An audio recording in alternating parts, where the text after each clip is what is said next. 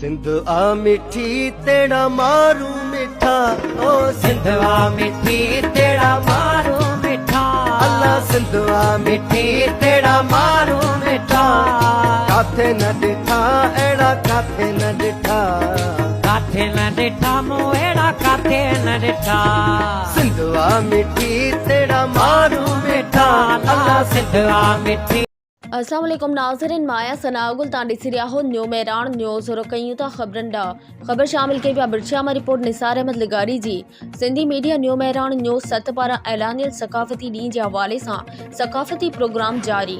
खबर जी तफ़सीली मूजिब union council मलदसी जे ॻोठ हाजी अहमद बुगिया जे boys primary school जे हेड master साईं अब्दुल ख़ालिक निज़ामानी ऐं उस्ताद अब्दुल समद निज़ामानी जी तरफ़ां स्कूल में नंढड़नि ॿारनि सां गॾु रंगारंग सकाफ़ती प्रोग्राम थी गुज़रियो, जंहिंमें स्कूल जे शागिर्दनि ऐं शागिर्दियाणियुनि वॾे जोश ऐं ख़रोश सां हिसो वरितो ऐं सिंधी गीतनि ते झुमरियूं हणी प्रोग्राम में शरीक वालिदैन महिमाननि ऐं उस्तादनि जूं दिलियूं मोए विधियूं।